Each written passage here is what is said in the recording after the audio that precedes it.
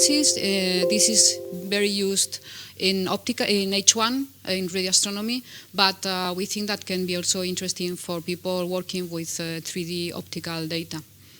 So, well, in terms of science, he has been working on dynamics, formation, evolution of these galaxies, multi-wavelength analysis, and an emphasis on the radio wavelengths, as MeerKAT, that he's going to explain today, is very good for.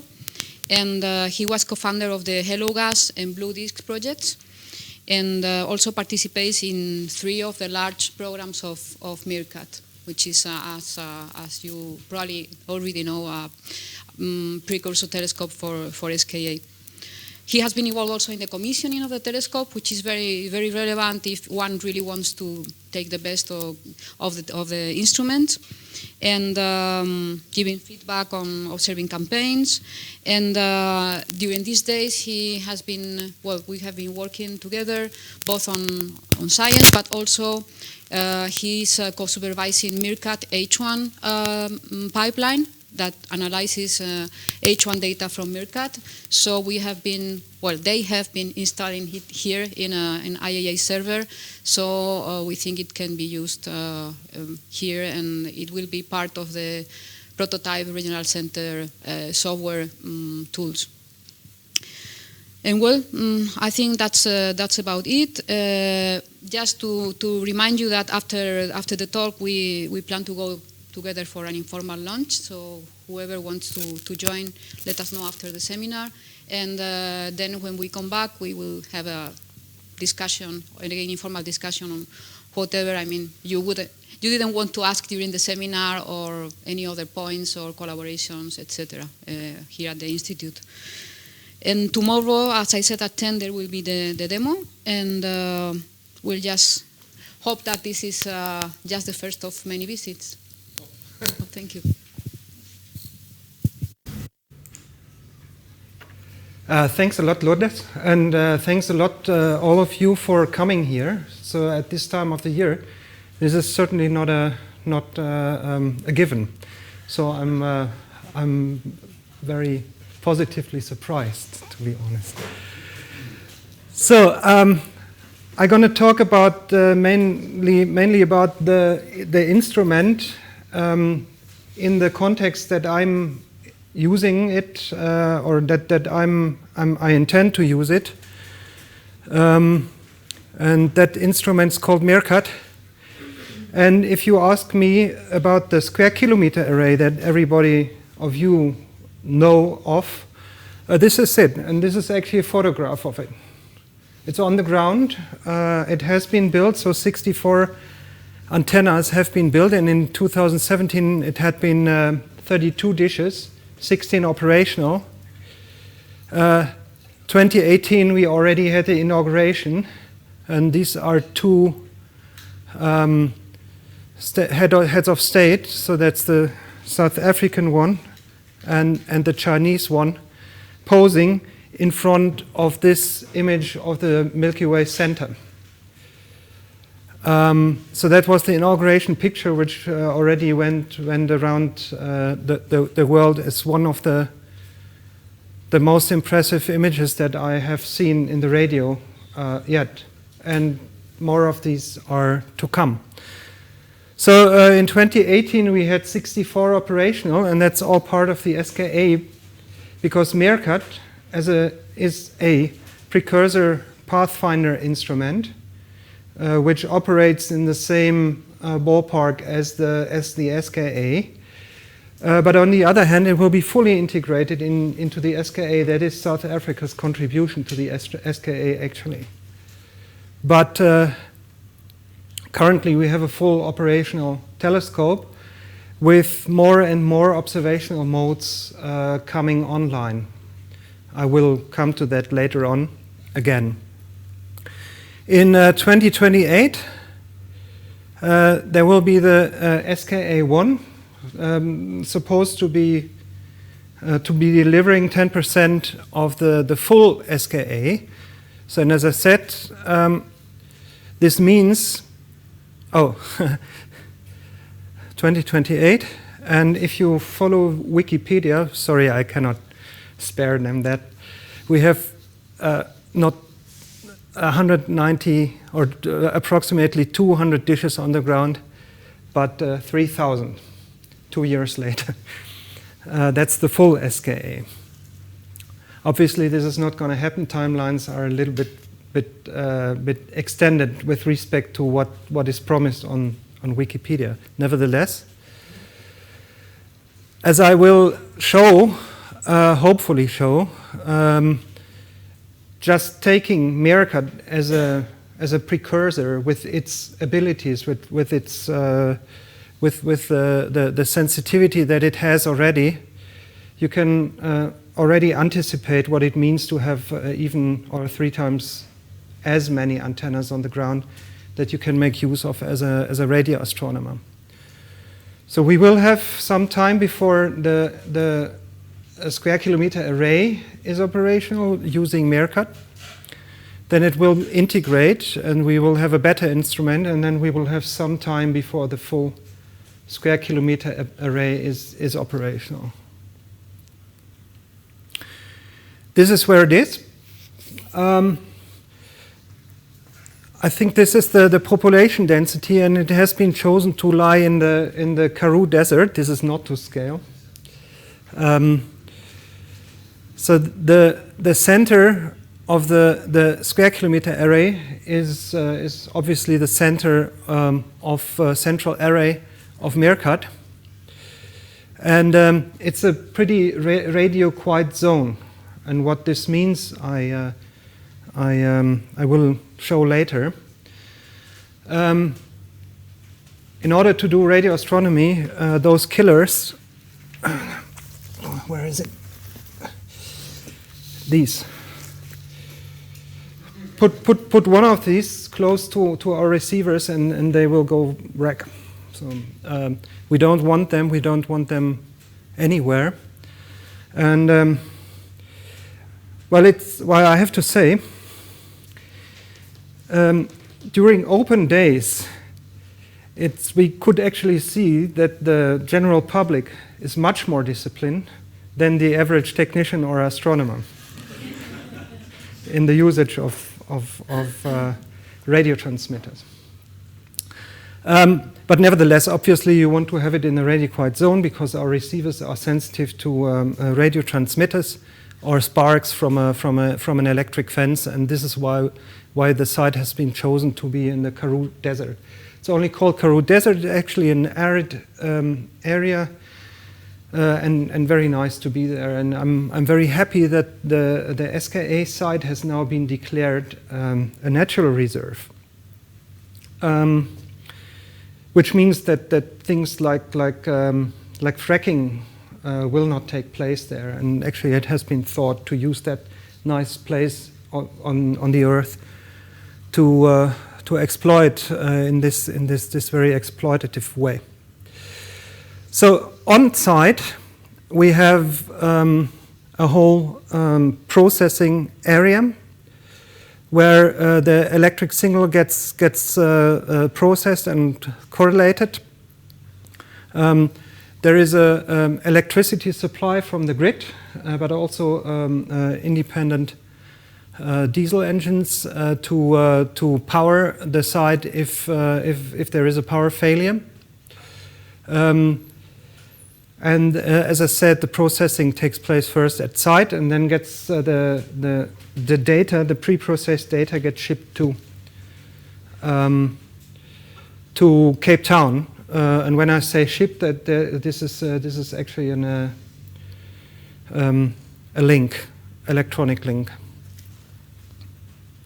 fiber link, to be precise. So it's not actually electronic. So the layout, as I said, we have 64 dishes, so 64 antennas with 13.5 meter diameter.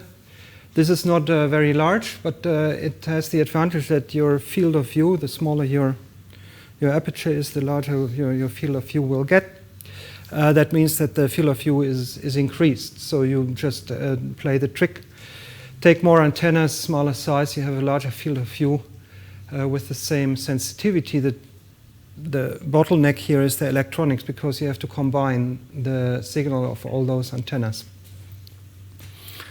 So there is a double configuration which makes the telescope suitable for two purposes. So there is a dense core which enables the telescope to have a coarse resolution but use high sensitivity, high surface brightness sensitivity, with an extension. I think that's with an extension with a dispersion of 2.5 kilometer, then enables you to see have a very high resolution at the expense of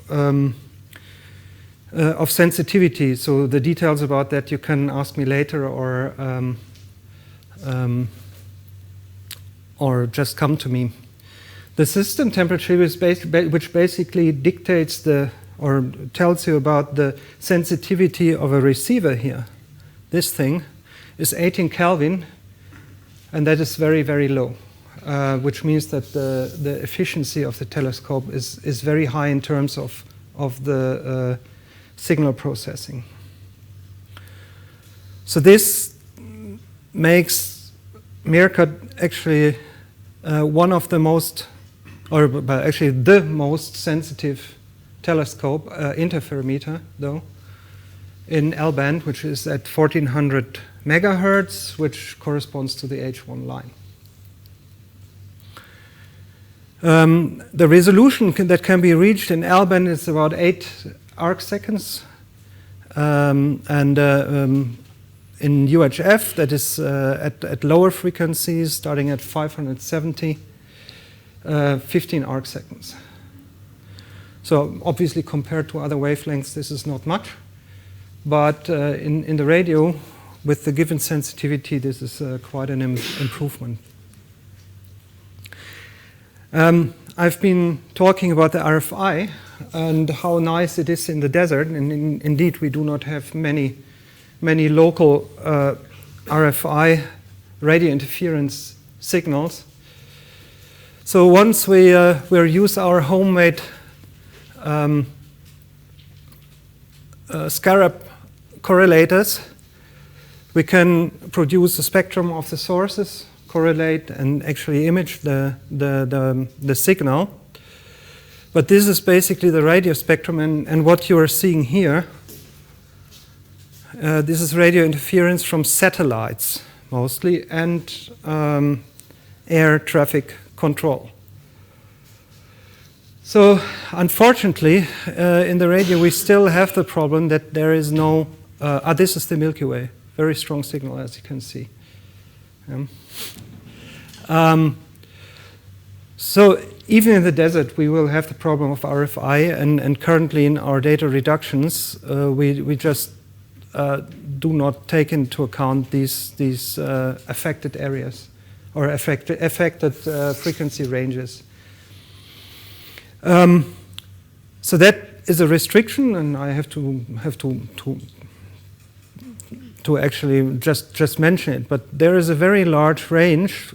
If you take the H1 line, this is a redshift range, or you can observe neutral hydrogen, the neutral hydrogen line, in a redshift range from 0 to 0.1, approximately.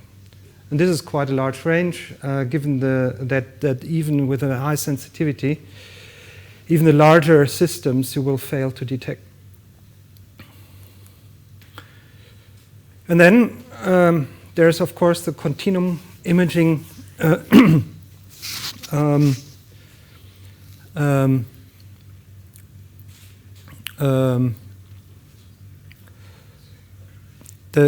the way continuum imaging can be done, even on a restricted frequency range. And this is again a picture of the Milky Way center. And while these filaments have been known, we didn't know about these bubbles. So they are reminiscent of Fermi bubbles, even though initiated by a much smaller energy engine. so thought to be powered by an energetic event that was not very powerful, not a huge AGN outburst, with all these filaments aligned with these bubbles. So with the imaging power, we could detect this, and this was actually submitted and published in Nature as the first inauguration image that MeerKAT could produce. But I wanted to talk more about the stuff that I'm doing, which is H1 studies. And also there, even if the correlation mode that we are using is currently permitting only for a velocity resolution of 45 kilometers per second, which is pretty large compared to normal or to normal correlator modes, but I will come to that later. Currently, we are commissioning the mode that can actually resolve 5 kilometers per second. So that can enable us to detect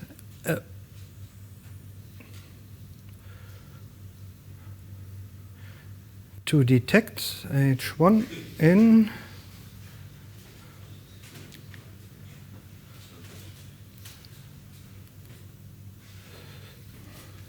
that has formerly been not been seen. So this is the NGC 1316 in the Fornax cluster, where we have been studying the tidal debris that would explain the deficiency in H1 of a certain galaxy in that cluster.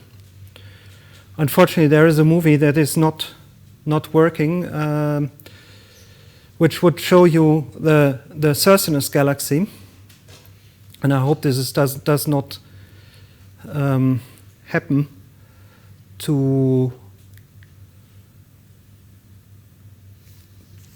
all the movies that I wanted to show. Basically, this small galaxy lies a few degrees below the galactic plane and is hardly visible in the optical. But in the radio regime, you would see a very, very large disk that we have observed and can easily image in a 3 hours observation with MeerKAT. So let's take a step back and explain just about H1 or a neutral hydrogen. So it used to be observed with these single dish telescopes. And then what you would basically see, because of the very, very coarse resolution, is a line, a spectrum, which you could associate via the Doppler shift with a velocity. So this would be the typical double horn structure of a galaxy, of a rotating galaxy. And you have this concentration of H1 at a certain velocity because of the differential rotation, rotating at the same velocity at a certain radius. So this explains this typical double horn structure. But obviously, now we can build telescopes like FAST, which have a very large collecting area and therefore can derive such a spectrum very quickly. But the problem here is obviously the resolution and much more information that you can get if you are observing spatially resolved, or your line spatially resolved such that you have your information in 3 dimensions. 2 spatial and 1 velocity dimension if you're using the Doppler shift. So that gives us a tool with interferometers like MeerKAT to investigate the spatially resolved structure of hydrogen, neutral hydrogen in the universe. And just to remind you, the role that it plays. So on the top you have a simulation of structure formation, and the role that H1 plays is seemingly pretty remote, because it's only a a very small fraction of the overall phases of hydrogen in the universe. So that means that that seemingly we are tracing a species that is not very relevant, but it's actually not true, because on the way to become or to form stars, you need to pass through that neutral phase to get your molecular gas that finally is able to form your stars. So, and this is actually has always been sort of a riddle. We have a very constant and maybe a little bit declining overall neutral gas mass density, which stays constant over cosmic times, while we have star formation. We have any star formation in galaxies constantly happening over cosmic times, peaking somewhere in around z equals 1 or 2. But that doesn't matter. The thing is, galaxies are forming stars all the time, and there's always the same amount of neutral gas. So in other words, and there is more arguments where we can say, okay, now this gas needs to be replenished, and this makes the neutral gas a very interesting species to observe. So if it is a transition stage, we observe, or we should be able to observe, the accretion of gas, which is cosmologically also expected. So what the usual picture has always been, now in larger galaxies, the incoming gas from the filaments gets shock ionized at early stages and stays that way for a long time and cannot reach the galaxy. So now there has been the idea that for smaller galaxies, this can be overcome by filamentary inflow of cold matter. So this is has been coined cold accretion, as funneling in to reach the galaxy disk and not shock ionizing. So should this be observable? And indeed, in galaxies you see faint neutral gas occurring. So it's either in extragalactic systems like NGC 891, where you have extra clouds, or closer by. This is the Andromeda galaxy in cloud system, big cloud systems that are surrounding the galaxy. So for our Milky Way, this would be typically the so-called high-velocity clouds, which do not participate in the galactic rotation. So you can separate them from the typical galactic gas. So these are indications that there might be some infalling gas that replenishes the gas in galaxies to keep on their star formation.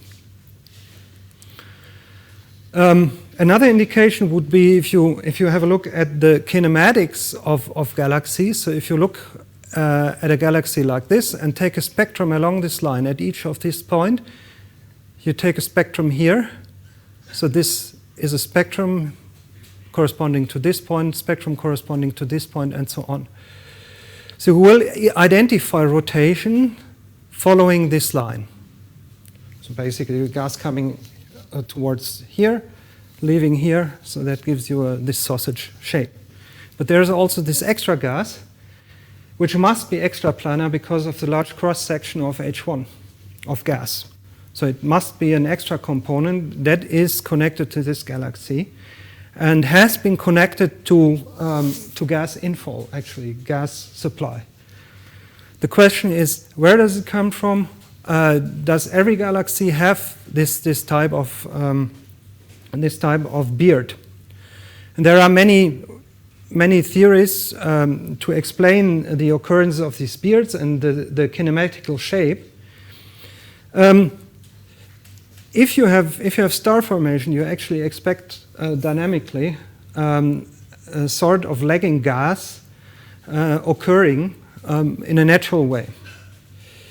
But what people have been observing is that this gas is rotating, it has the wrong kinematics, it is rotating too slow.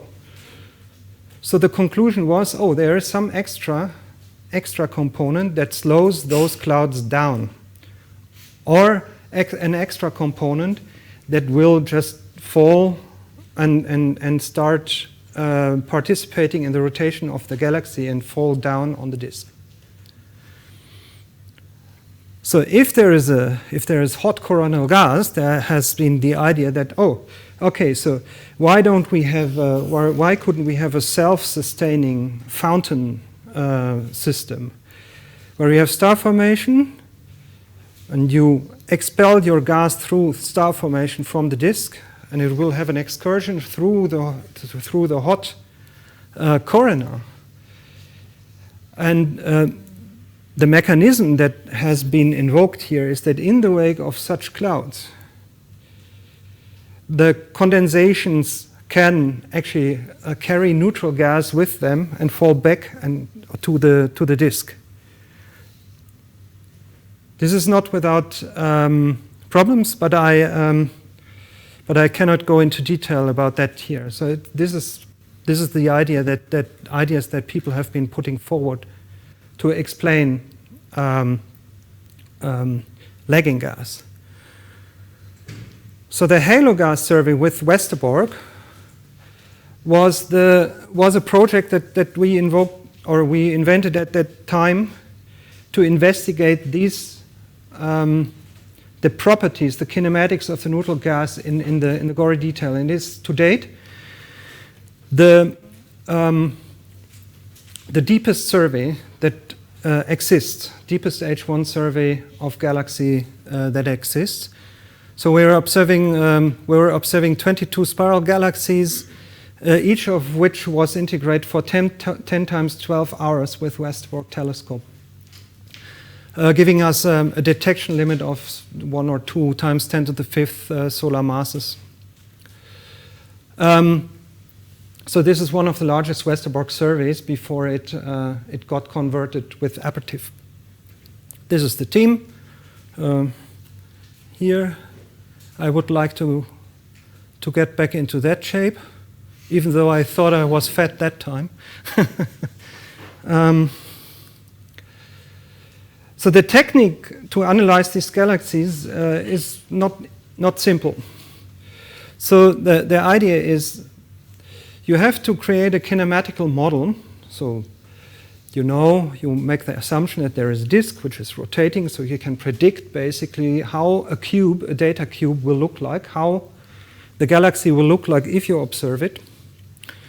You artificially observe it, compare it with the data, and you will find whether there is an extra component or not. So there are very subtle differences in the kinematics and in the appearance in the data cubes that will tell you whether a galaxy has extra components or not. So this is an example.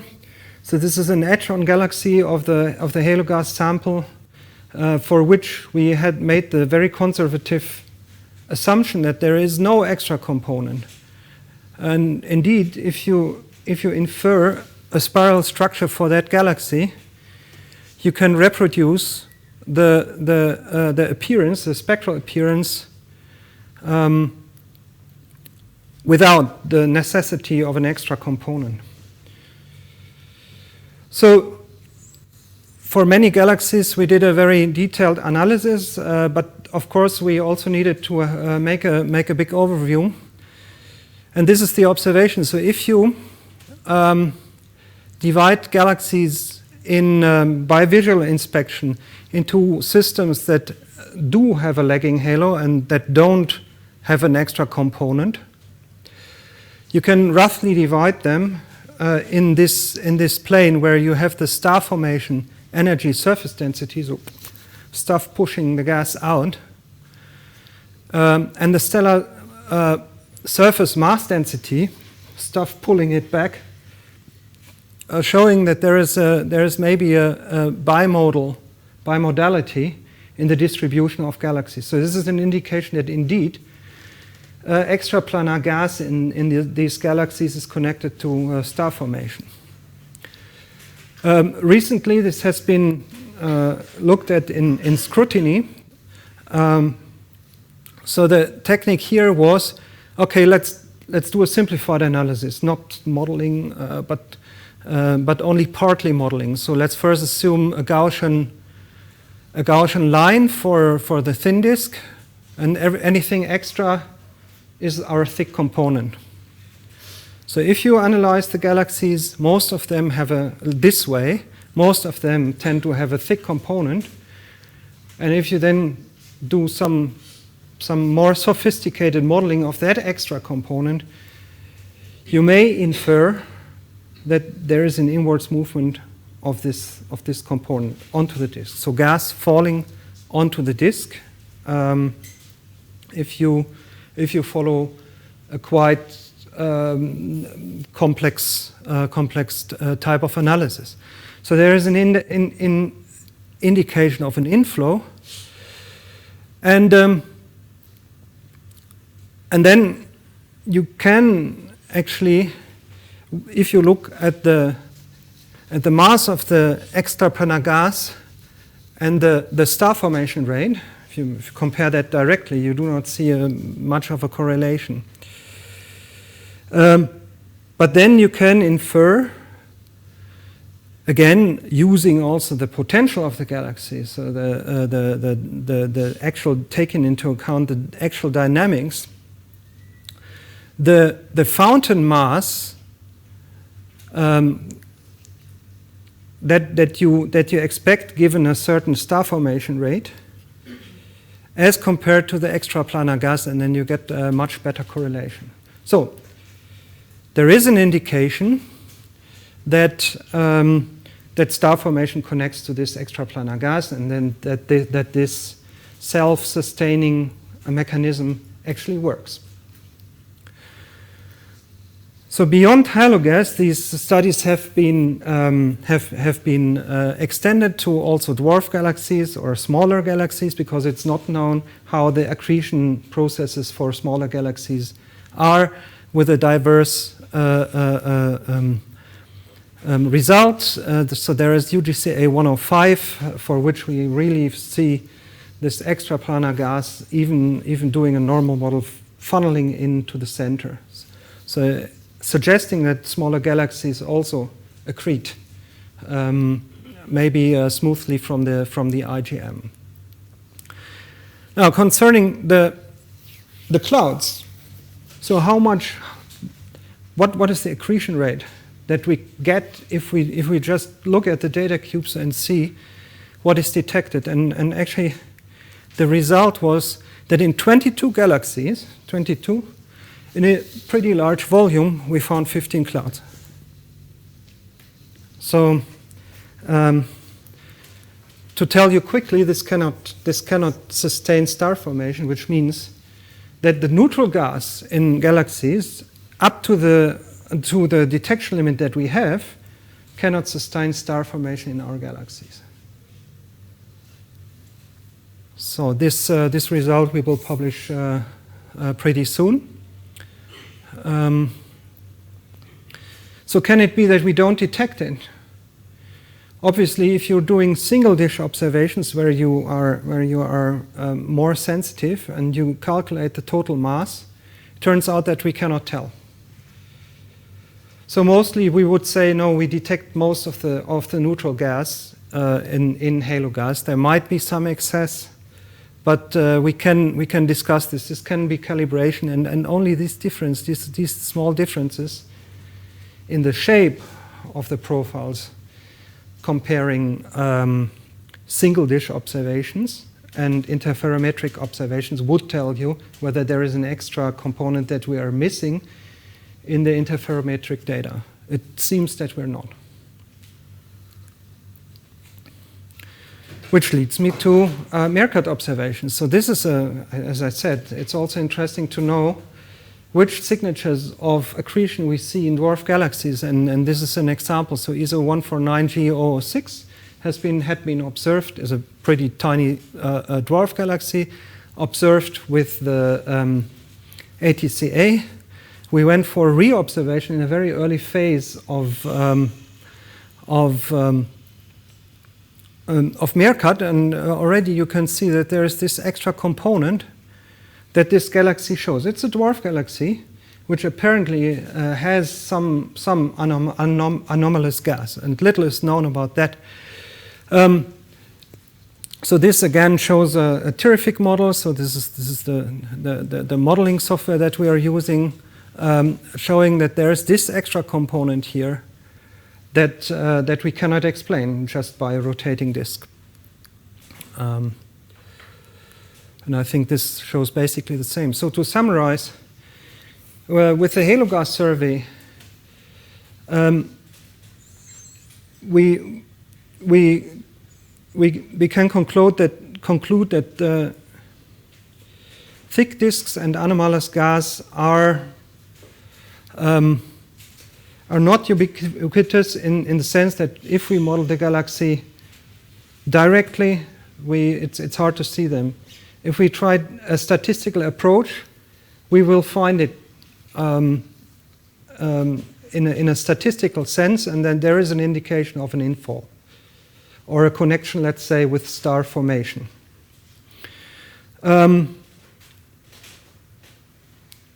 So the thick lagging disks are connected to the underlying star formation properties, and we do not find that neutral gas can account for the star formation in galaxies. So in the future, there will be MeerKAT surveys that go, or actually especially one MeerKAT survey that will go significantly deeper than halo gas. So here we have halo gas, and then this is the resolution. And Mongoose is that the survey led by Erwin de Blok from Astron will actually push this kind of analysis much further into lower column densities and mass regimes. So that this is promising with MeerKAT. You can see, and this time it works. So you can see that with MeerKAT we have a much better resolution than for example, ASCAP. And this is just an example of a data cube, of one of the very beautiful data cubes that we can observe with MeerKAT for nearby galaxies. So I have been talking about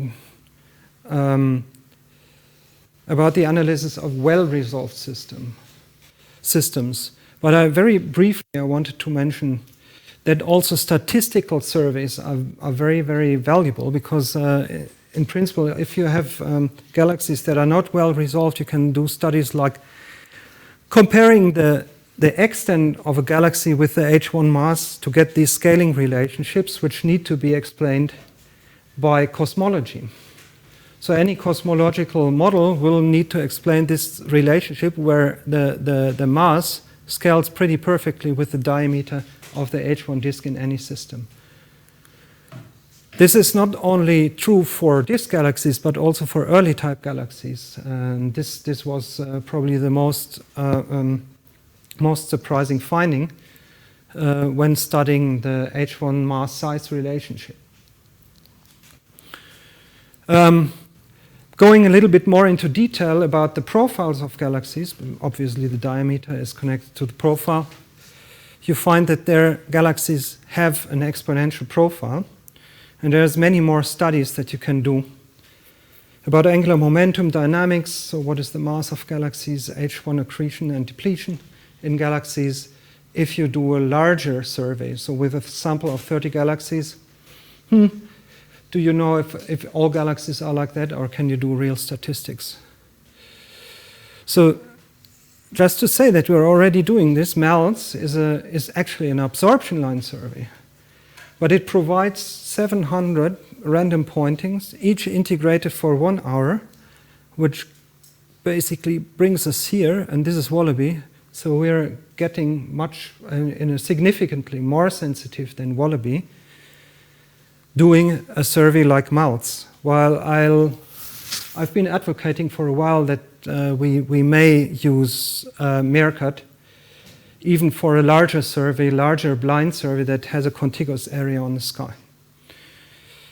In order to investigate how well this is feasible, together with Michel Kluver, Tom Jarrett, and others, we have prepared a little survey, a small survey, but look at the survey areas. So this is 1, 2, 3, 4 degrees by 4 degrees, divided maybe by half.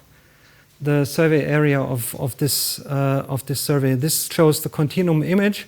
This is not an image of stars, but these are all radio sources. So that's how sensitive it is. And here you see the H1 popping up, and that's the challenge, to actually automatically analyze these galaxies and these H1 features in the future. Here's another one. It's pretty exciting. These are 16 hours, so this is not shallow. These are 16 hours on one pointing that has formerly been observed with ASCAP. And you can see that all this extra intergalactic gas pops up where it hasn't been seen before. So very exciting times, and I hope I showed you that studying neutral gas and utilizing, and actually also making use of the continuum, utilizing MeerKAT is a very rewarding thing to do, and I'm very happy that I'm here to share or to exchange thoughts, what is needed to process the data, and what can be done to really exploit MeerKAT scientifically. So these have been a very, very constructive days, actually. I'm very impressed how well we match. Just an afterthought.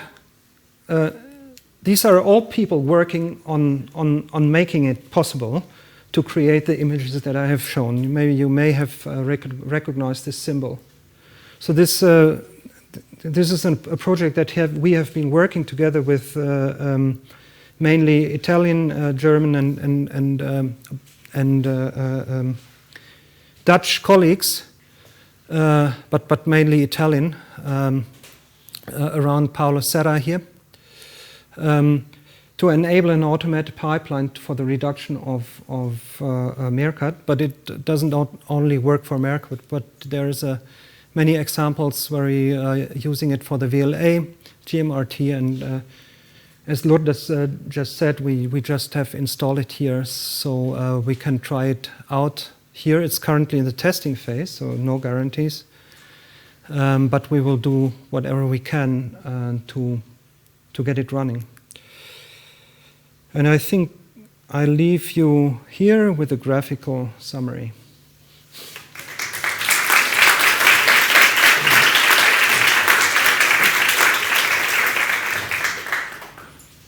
Thank you for a very comprehensive seminar.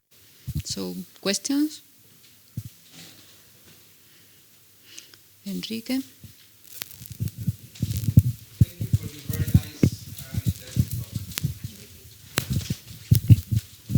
I'm not sure I have understood your main message. Sorry about that. When you claim that you don't see enough extra galaxy extraplanar H1 gas, is not enough to maintain a sustained star formation rate in the galaxy. Is that what you mean? So you don't have enough info rate to sustain the observed star formation rate? Okay, so if you assume that the neutral gas is to sustain star formation in the galaxy, then there is not enough, because there's only a few clouds, And if we use those clouds to calculate a maximum accretion rate, it's not enough to sustain star formation. But then you're not using the H1, which is already in the galaxy. That is not enough because that is depleted in much less than a cosmic time, typically around 1 giga-year or so. If the star formation goes on in a galaxy, just using the existing H1, it's used up in a very short time scale, 1 giga-year or something. So, and we do not see that in galaxies. So you would need full rate, which is faster than whatever amount in 1 giga-year or so, those time scales? The required rate for galaxies 1 to 3 solar masses per year. And we observe in the neutral gas, I'm not saying it's not falling in. In the neutral gas, we observe something like 0.2. And that's basically confirmed by the halo gas survey. People have come up with a theory, so that's around Filippo Fraternali, with a fountain theory such that star formation may, because we know that there's ionized gas around galaxies. So what if this could enter the disk? The problem is the pressure. So how can it enter the disk? How can it be accreted? Because it's too hot, basically. So the theory or the idea would be that it's a self-sustaining mechanism. You have star formation, kick out neutral gas, and that goes on a trajectory and falls back. And while it is falling back, it collects ionized gas and gives it the opportunity to become neutral or basically entering the disk. You don't need too much, 10% of what is going up and coming down, if I have understood Filippo's theory is correct.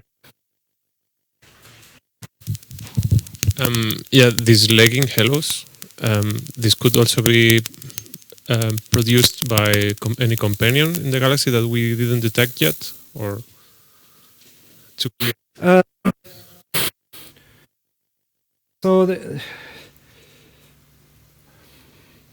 this is hard to say. So in principle, what we see is that these lagging halos are connected to star formation. So you do see them above the regions where you find star formation. So this is an indication that they are tied to the star formation. Secondly, I would expect if there was some interaction that is responsible, then it needs to be quite an evolved state of angular momentum loss via interaction. So such that these can be pretty symmetric. So because you find asymmetric components in this extraplanar gas, but also surprisingly symmetric shapes of these beards. I mean, I can show you. You may remember that they are pretty symmetric. This is also true for the dwarf galaxy that I have shown. So that means that there is some global infall. I'm not saying this could not be triggered by interaction, but then it would mean that there is some outer gas that gets transported inwards in a...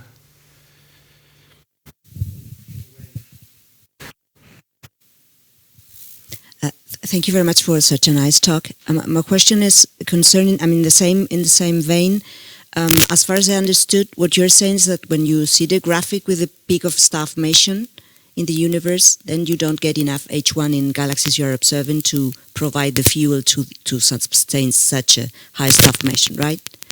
So the question is, are you watching the same kind of systems when you look at your local galaxies in halo gas with respect to the ones that are showing such high star formation rates? In a very special time in the universe where star formation just ends for each and every galaxy. So that's certainly a possibility. On the other hand, so if we assume that we are not in that special time, then it's not require that you are at the peak of the star formation rate, or of the cosmic star formation rate. You can have much less. And if you look at galaxies analyzed for example, metallicities in galaxies, you still derive the 3 solar masses per year star formation rate for let's say L-star system, spiral system.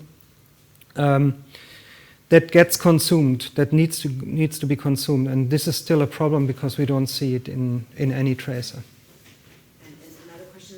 To the sample of hello gas galaxies, you've said that they are local, but what do you mean with local, and what kind of galaxies are there? So these are spiral systems, neutrally selected to have to be edge on, or inclined at about 60 degrees at a distance of, I should know this by heart. They are nearby, I mean maximally 20, but I don't remember.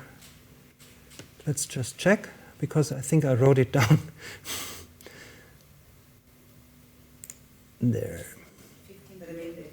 Not in the way of being in the local group or whatever, much farther, I guess, even than be. I would call them local volume galaxies. That would be 10 megaparsec. I think it's 10, 12, something. Big systems. I mean, projected.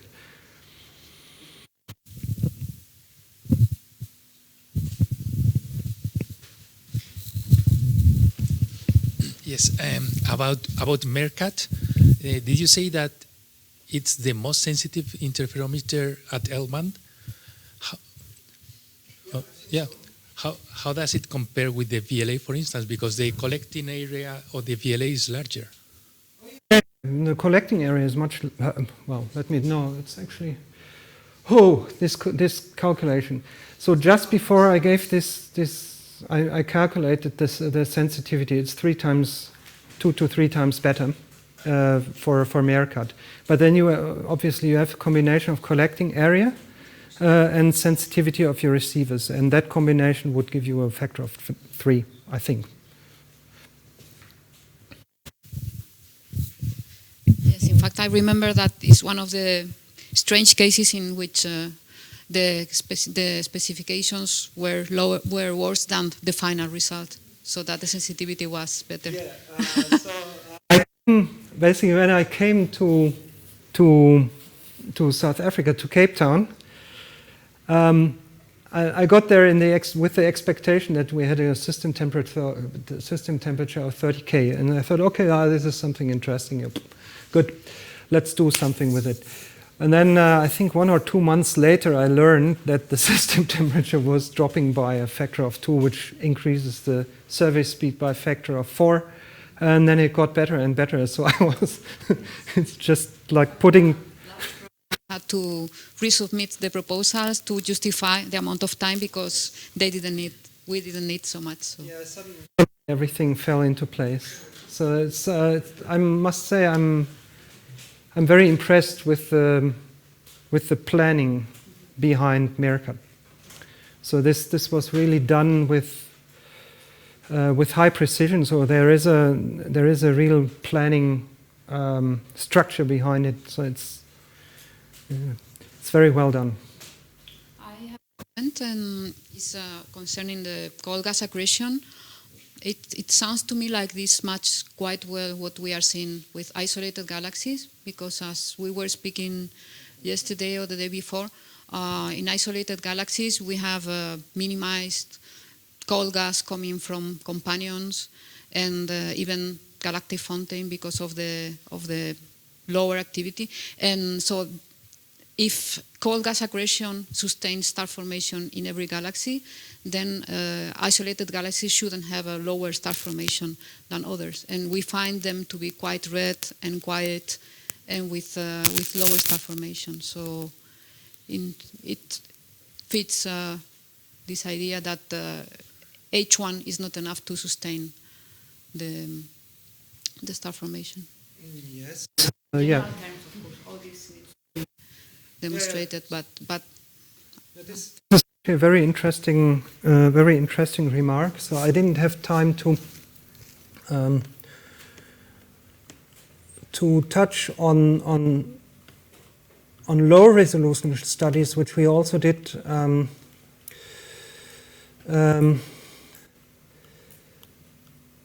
But there is, I think this is a good one.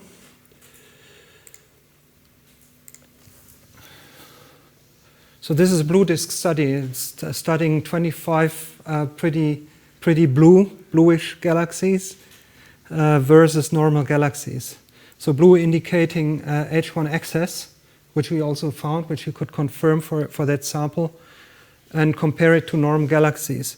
And what we find is that statistically and with direct interaction, there's a slight indication that, I mean, we know this, it's an old wisdom, that an H1 rich galaxy lives in an H1 rich environment. So in principle, what one could study is exactly the star formation properties or H1 properties in the environment of isolated galaxies. Sounds challenging, but we could of course use our instrument, no? yes, at least with the instrument, that's what we have been doing. So, okay. Any other question, or maybe over lunch or in the afternoon? Okay, so thank you very much.